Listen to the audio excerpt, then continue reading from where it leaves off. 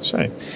Noi ho sempre a Udin per una conferenza in lingue furlane che è stata organizzata dalle società scientifiche e tecnologiche furlane in collaborazione con le società meteorologiche alpino-adriatiche anche e il supporto dall'Arlef e le ospitalità dal comune di Udin per fare di proverbi furlans, le as al tempo. E ovvio darin che vie per queste conferenze chi proverbio furlans che ha parte in un lavoro di collegamento con le attività anche esplorative scientifiche che vengono fatte al campo delle meteorologie.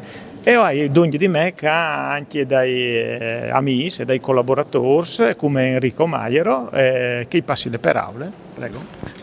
Grazie.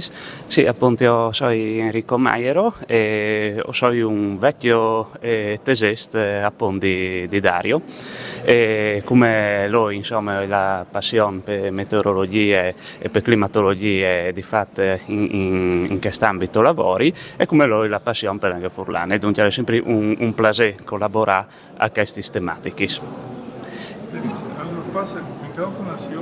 Grazie. Io mi chiamo Antonino Morassi, sono presidente della Società Scientifica e Tecnologica Furlana. L'obiettivo della società è una società che ha quasi 25 anni.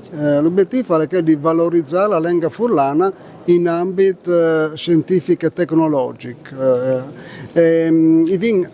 Qualche attività di tipo istituzionale, come il congresso annuale che facciamo, o il giornale Furlana Scienze che pubblica in lingua furlana e inglese, e naturalmente un'attenzione anche a attività divulgative scientifiche importanti come queste si Poi un'ultima roba.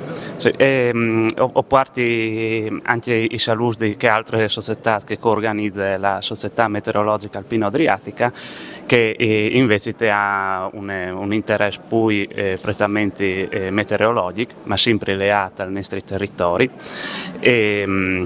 E che anche ha delle attività di là di divulgazione come che di queste serie, anche di vere e proprie osservazioni e ricerche, ho riguardato il progetto più importante come PESMANS, al Pisulia Meteolab, un complesso di stazioni meteorologiche anche in collaborazione con la protezione civile per osservazioni delle montianine.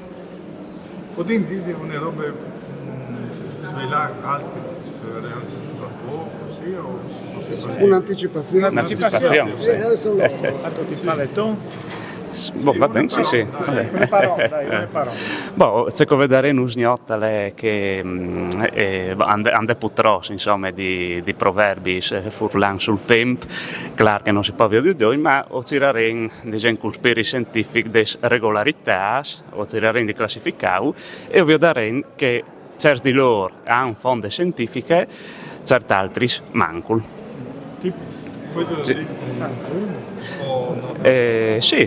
Beh, per esempio, anche probabilmente andare a di fonti scientifiche, quando il diat al gratte li sorelli esploe a selis, ecco,